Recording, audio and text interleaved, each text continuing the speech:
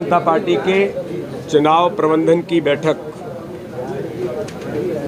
वैसे तो हमारी बैठक प्रतिदिन रूटीन होती है, लेकिन आज भी चुनाव प्रबंधन की हमारी जो बैठक है वो संपन्न हुई है। और बैठक में विशेष तौर पर 7 तारीख को आने वाले जो 3rd फेज है, फिर 13 को आने वाला जो 4th फेज है, उन लोकसभाओं के चुनाव की तैयारी की दृष्टि से जो हमारा सूक्ष्म प्रबंधन ज़्यादा से ज़्यादा किस प्रकार से हम जो लगातार जिसको कर रहे हैं उसकी एक मॉनिटरिंग सिस्टम हमारा जो है, तो बेहतर काम हमारी टीम और प्रत्येक लोकसभा और प्रत्येक विधानसभा की टीम लगातार नीचे तक कर रही है। खास तौर पर मतदान ज़्यादा से ज़्यादा हो, जिन कारणों से मतदान प्रभावित हुआ है, जो मेजर कारण है वो तो कांग्रेस का जो मतदाता जो अपने नेतृत्व से भारी निराशा के वातावरण में है, तो एक बड़ा परसेंटेज ऐसा है तो वो मतदान केंद्र तक उस निराशा के कारण से नहीं जा रहा। लेकिन और भी कुछ शादियां,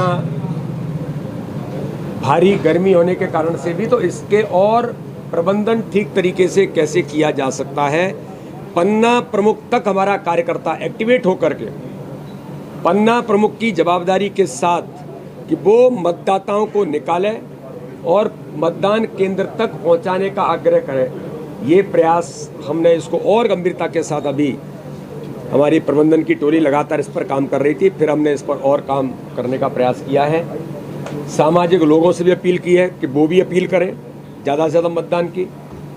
भारतीय जनता पार्टी का पूरा तंत्र जो हर लोकसभा में, हर विधानसभा में, प्रत्येक बूथ पर है, 10% वोट शेयर बढ़ाने का जो संकल्प भारतीय जनता पार्टी का है, उसे पूरा करने का प्रयास भी भारतीय जनता पार्टी के कार्यकर्ता लगातार इस दिशा में जुटे हैं।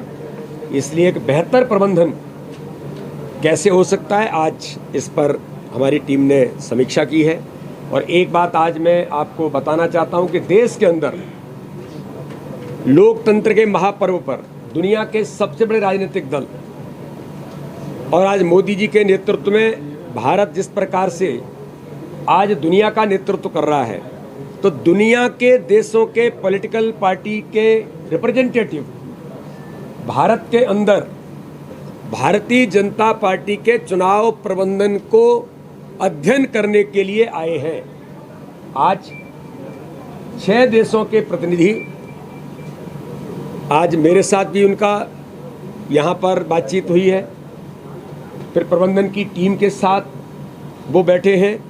आज माननीय राष्ट्रीय अध्यक्ष जेपी नड्डा जी का दौरा सागर लोकसभा के सिरोंज क्षेत्र में, आज उनकी रैली है, बड़ी सभा है। उस सभा को भी देखने के लिए वो 6 देशों के प्रतिनिधि, जिसमें इजराइल भी है और युगांडा भी है, नेपाल भी है, मॉरिशस भी है, ऐसे 6 देशों के प्रतिनिधि वहाँ भी आज वो रहेंगे।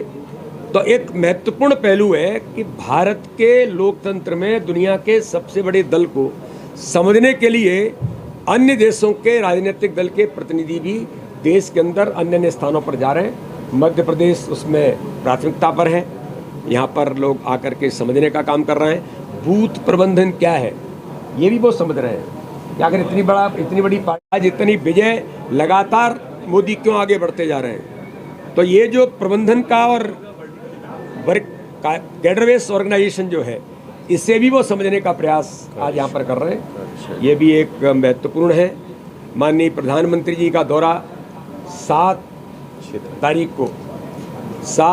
को धार और खरगोन के अंदर प्रस्तावित है। माननीय प्रधानमंत्री जी पधारेंगे, इसलिए आगामी दोनों फेजों की तैयारी हम ताकत के साथ और कहीं कुछ करने की ज़रूरत है उसको कर रहे हैं। और इस बार 29 की 29 सीटें भारतीय जनता पार्टी प्रधानमंत्री नरेंद्र मोदी जी के नेतृत्व में तीसरी बार प्रधानमंत्री बनाने के संकल्प को हम पूरा करेंगे।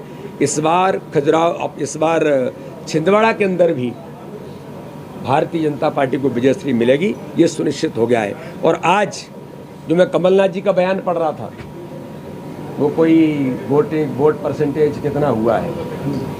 अरे कमलनाथ जी, आपका ये बयान सुनिश्चित करता है कि आप चुनाव हार गए। राहुल गांधी की खींच ये सुनिश्चित करती है कि संविधान के अंदर, जिस संविधान के लिए लोगों ने जिस आज़ादी के लिए बलिदान दिया और इस संविधान का निर्माण बाबा साहब अम्बेडकर ने किया, उस संविधान की कॉपी को लहरा करके और आप झूठ बोलकर देश को गुमराह करने का काम किया है। हमने कंप्लेंट भी की है, इलेक्शन कमीशन को भी लिखा है और हमारा डेलीगेशन इलेक्शन कमीशन से भी मिलेगा कि राहुल गांधी के ऊपर एफआईआर हो। माननीय गृह मंत्री के लिए, हमारे देश के गृह मंत्री के लिए आप इस प्रकार के झूठे शब्दों का उपयोग करना। कांग्रेस केवल झूठ और छल कपट तक सीमित रह गई है।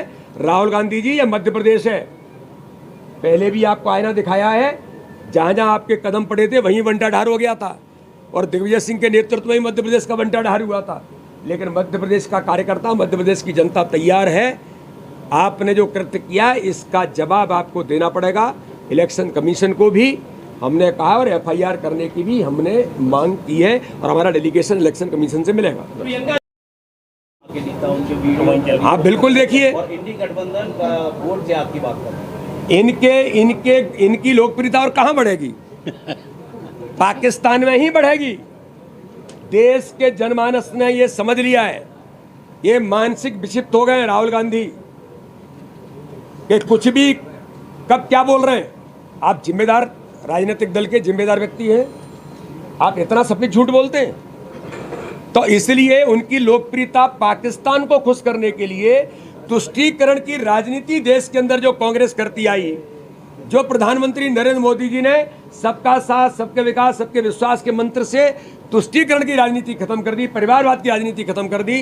तो इंडी गठबंधन केवल परिवार और तुष्टीकरण केवल एक वर्ग को खुश करने का, तो पाकिस्तान ही खुश होगा।